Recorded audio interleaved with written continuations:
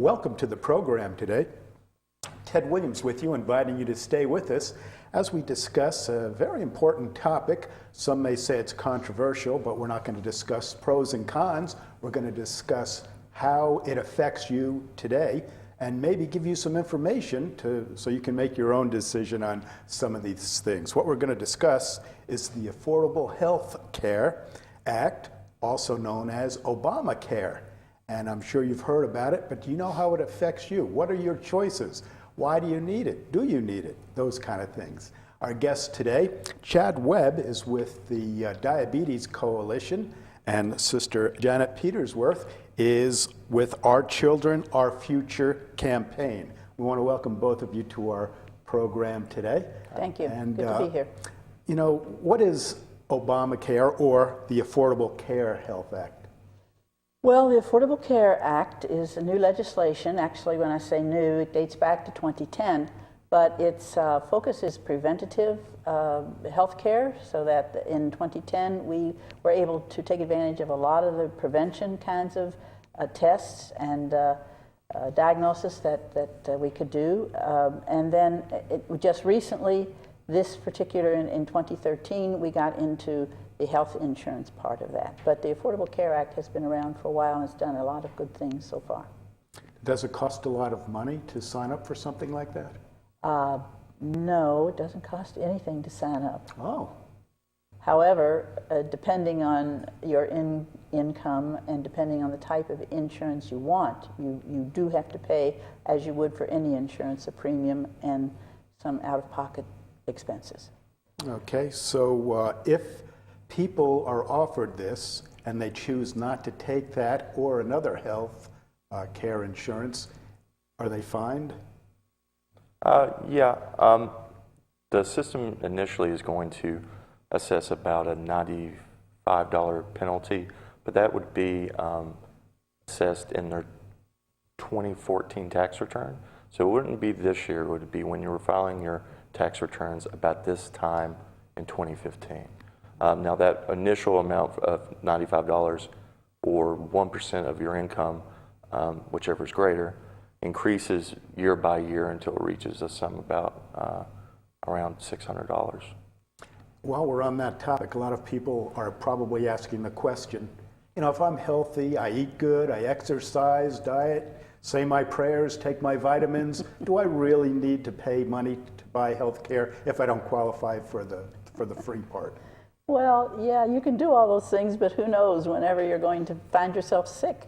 Sickness is kind of random. Accidents are kind of random. So just like you have fire insurance and you hope your house is never going to burn down, we have medical insurance. It's just exactly what it is. It's to ensure that when we need it, the money is there. And medical care is very expensive. Yeah, really. We have a slide presentation that we'd like to show. This is geared particularly toward the Southern students, but it's good information for their parents or for anybody else in the community. So. Okay, well, let's see it then. Okay. The Affordable Care Act, as you introduced it, is its really official name, and it's kind of taken on a nickname, I guess, or a media name called Obamacare. And however, the real name of the legislation is the Affordable Care Act. The next slide, you'll see the president signing it, and with a number of people who helped to make this legislation happen. So, as I say, it's been around for a while. And in the next slide, Chad will talk about some other details. As Sister Janet mentioned earlier, this law was passed as the Patient Protection and Affordable Care Act back in 2010. It instituted a lot of different programs, namely consumer protections. Some of the big ones on that are insurance policies are no longer able, or insurance providers aren't allowed to discriminate on the basis of having a pre-existing condition. In addition, it also bans lifetime caps on policies. Some people would have healthcare costs that would hit this maximum and basically the policy just quits working. So that's been refined. Now, the next sort of element on the slide talking about the cost, the cost of the health insurance is subsidized depending on income and household size. All of that is based upon the federal poverty level. So, so for instance, Medicaid in the state of West Virginia, you can get up to 136% of the federal poverty level. And then beyond that, you move into what's called the qualified health plans. And those are subsidized health plans that have money to assist you in paying your monthly premiums, and up to a certain point, up to a certain income point, has money to assist with premium payments and co-payments, like your out-of-pocket expenses with your insurance. So as you just mentioned, they're not allowed to discriminate against pre-existing conditions anymore. So I imagine, and from what I understand so far, I know we're in the early stages, but a lot of people that haven't been to the doctor before are now starting to understand that they can go to the doctor and not have to pay all this extra money to at least get a physical and see how they are. One of the important things about this legislation is it's trying to get people funneled into what they call primary care. It's what you were talking about, is a person who just can't see a doctor on a regular basis. And the thinking behind that is, if you catch a problem early and you catch and you see a physician that can manage it a lot better than just going to the ER occasionally, that's going to be a lot. You're going to get a lot of healthcare savings out of that from just regular medicine and small doctor visit fees, rather than ER visit bills that can range in the thousands to tens of thousands of dollars. Sure. You have more in slides? Yes. As I was mentioning earlier, the fines do run from $95 on your 2014 tax return. All of these penalties and everything are funneled through the IRS. So any money that you would owe, or if you actually overpay for your health insurance, any money the government would owe you would be brought through your tax return, either as a credit or you owing the federal government taxes. And as I noted earlier, it goes from $95 up to $695, or 2.5% of family income, whichever is greater in 2016. And this next slide, this is just some of the basic terminology for dealing with the health insurance policies that you'll see outside of Medicaid through the exchange. Health insurance premium is just the monthly payment you typically pay just to be enrolled in the plan. Co-payment are the payments that you most often encounter as your out-of-pocket costs. That is, the $5, $10, $15 you have to pay when you visit a doctor, or the $5, $7, $20 you have to pay for a prescription when you pick up a prescription or something like that, or costs associated with various lab tests. Your deductible is the amount of money that you have to pay typically before the insurance coverage starts. They start, covering the cost.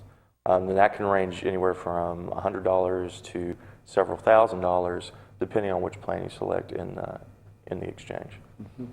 And so when you select a plan, that depends also on the premiums you're willing to pay, right? Yes. And what you'll see on the website, or if you call the federal 1-800 number, or you receive documentation saying you've been accepted for one of these health plans, is you'll see what the cost will be normally, and also after all of the subsidies are applied. So there's a lot of stuff on the internet right now that's quoting people, prices, what their suggested monthly premiums are going to be. But we would advise that they actually get in contact and speak with someone at the Federal Exchange, or an assister like us, to see what your actual healthcare costs will be, because those online calculators don't take in fully all the subsidies that are available to everyone. And I can imagine some of the college students are saying, how long can I stay on my parents' plan before I have to get my own? Mm-hmm. Yes, and that's a good question. And they're also asking just the question you ask. I'm young, I'm healthy, I eat right, why do I need insurance? And the next slide says pretty much what I said at the beginning. So if we can see that, yes. Why do you need it? Well, because life happens. Because you might fall down and break your ankle. or you might have a very bad case of the flu, or you might get a rash, or you might have cramps, or you might be pregnant. All those reasons are reasons why we all need some kind of insurance. And so life happens to college students that are young and healthy and eat right, just like it happens to somebody that's, a senior citizen. And so let's take a look at the next slide. So how expensive is it? Well, a hospital stay can be very expensive, and this particular slide gives you some estimated costs of what it would cost you, say, if you had a gallbladder attack and had to go have your gallbladder taken out. Or let's say you were hospitalized for something wrong with your digestive system. So these are just examples of how much that can cost you. Well, none of these insurance policies that are being offered under the Affordable Care Act come anywhere near costing that. Mm-hmm. So I think that's an issue. And in the next slide as well, childbirth. There you go, normal delivery, normal with complications. C-sections can run you anywhere from $10,000 to $29,000. And if you don't have insurance, that's a big bill, and you're going to be paying it off for a long time. So I think Chad's going to talk a little bit about how these students can afford health insurance. Yeah, on this next slide, there are a lot of options for students in this area for having some sort of health care coverage. You sort of mentioned it earlier. One of the main ways they can do it is remaining on, the ACA actually extended this age. You can stay on your parents' policy all the way up to age 26. That was one of the very first things that came online after the legislation was passed in 2010. Another option is buying a student plan that's offered through Southern West Virginia Community Technical College. There's also the Medicaid program if your income falls below that $15,856 per year. Of course, that is a no-cost health insurance. There's no monthly premium associated with it, and what co-pays are associated with it are very minimal. And then the last option, if you make more than that, you go into what they call the exchange, which allows you to purchase private policies with various subsidies both towards the premiums and the co-pays. On this next slide, talking about staying on your parents' policy, if your parents do have insurance and you're a young adult under the age of 26, you can remain on your parents' insurance. Whether you live with them or not? Or? Live with them or not. Okay. Whether or not you're married. And yeah, so this is it's a very good option. It's very easy to take advantage of, and of course it incurs no additional cost. It's just like you were on your insurance when you're a teenager. Sure. This next option is buying a student policy through Southern West Virginia Community Technical College. Southern does offer a plan through Gallagher Coster Insurance Company. Now, the student plan has variable costs depending on sort of what options you choose. Right, we were talking about this before the show. Some colleges, they automatically give you the insurance as part of the tuition, mm-hmm. and if you don't want that insurance, you have to opt out. Mm-hmm. At Southern, if the students ask about it, we can give them the information, but they still need to arrange it themselves, so mm-hmm. or stay on their parents, or they can shop. Yeah. Mm-hmm. If you bring back the slide.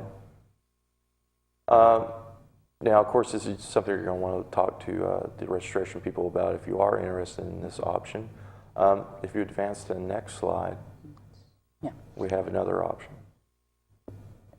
The other option is related to Medicaid. West Virginia was fortunate in that our governor decided to expand our Medicaid, the amount that you can earn and still get a West Virginia medical card. Not every state did that. And I think that was a really, really good choice that he made. A West Virginia medical card has, if you qualify, if you're an individual and you make less than $15,856 annually, or $1,321 a month. If you qualify, that is health insurance coverage at no cost to you. There are some co-pays, out-of-pocket expense, but they're minimal. And this is excellent coverage. It was before, the amount that you could earn was very limited. If students are working, for example, at fast food places and part-time and coming to college part-time, my guess is that they would not make more than this $15,000. It's almost $16,000 actually.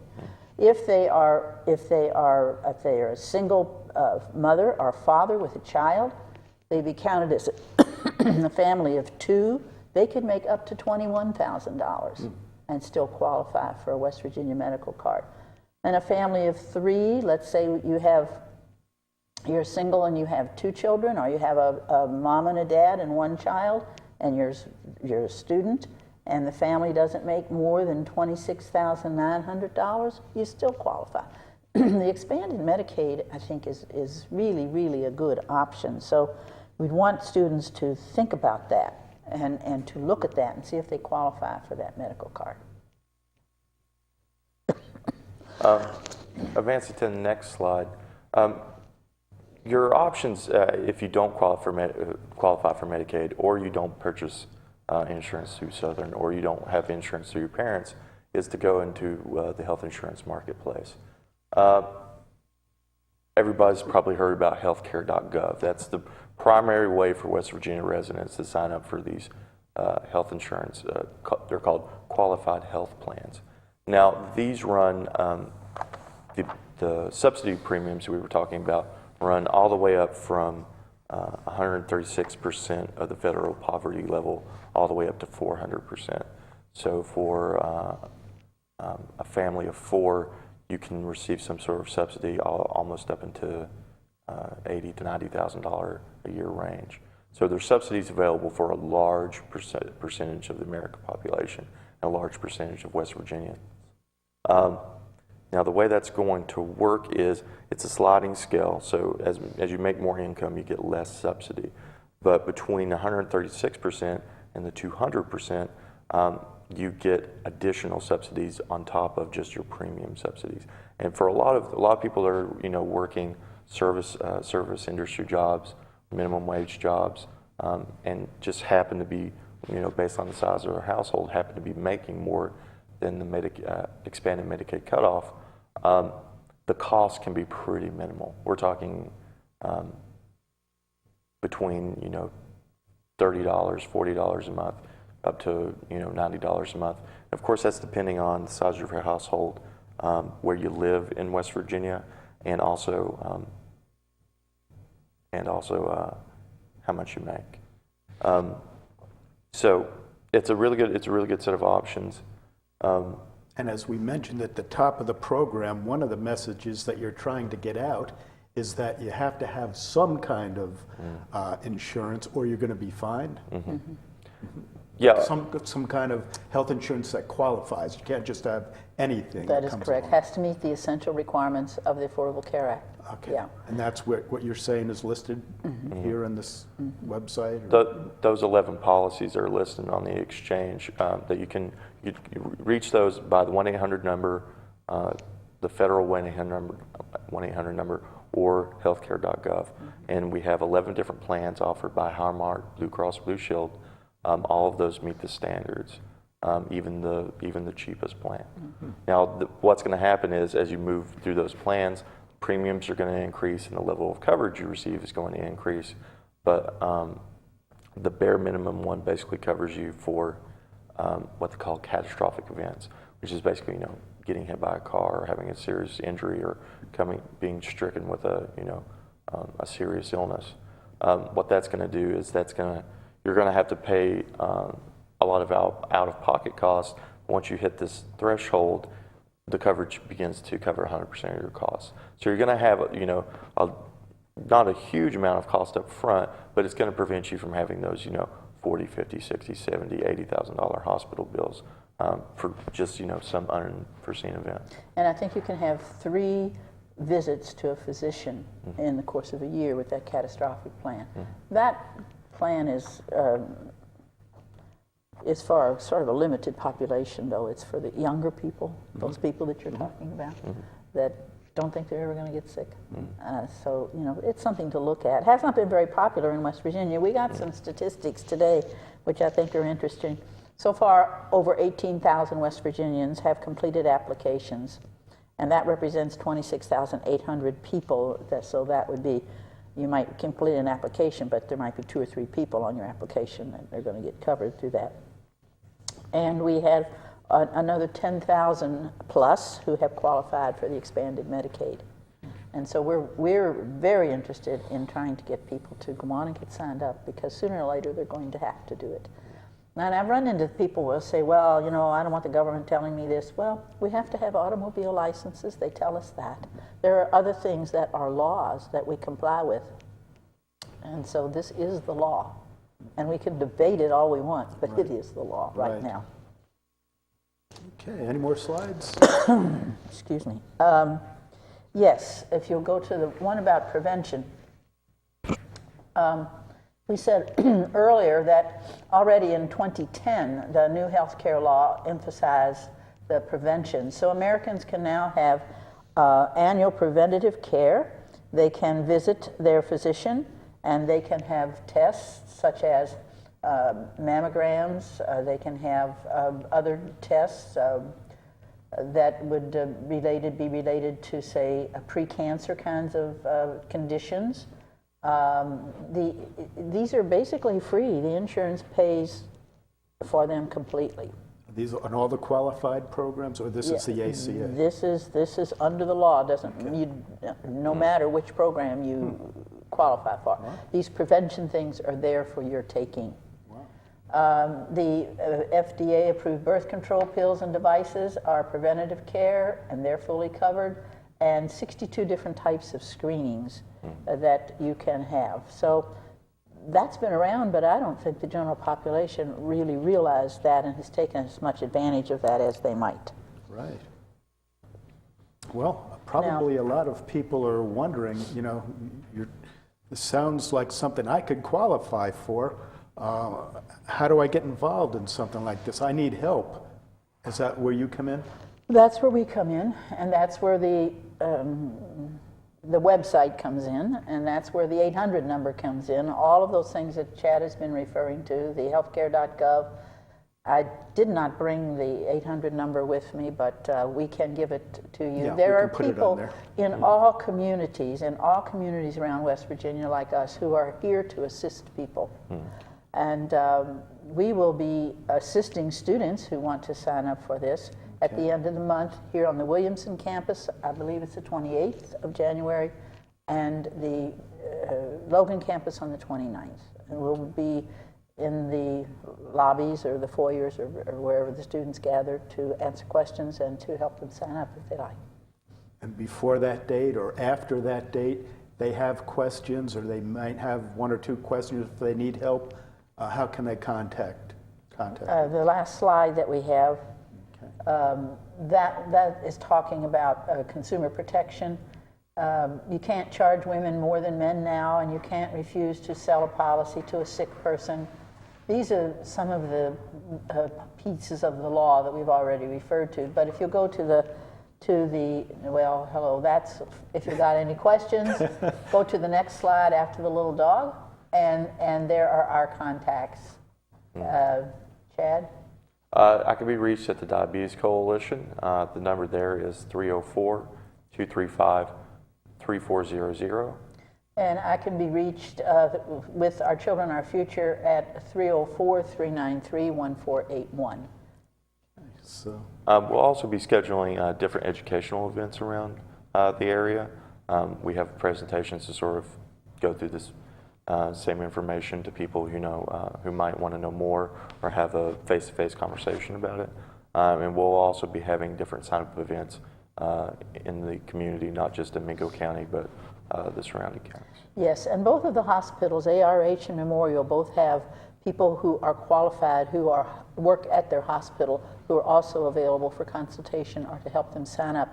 And we have an in-person assister at the DHHR office that I mentioned earlier, and that's Keith Blankenship, and he can be reached through the DHHR office. Okay. Do most hospitals have someone that would qualify? Yes, and So- health clinics, yes. Health clinics and, okay, and DHHR branches Yes, around? yes. If they don't have a navigator on site, they can get you in contact They with can get you someone. in contact with someone. Okay, great. Well, we appreciate you coming and getting this message out. I'm sure a lot of us learned a lot about this.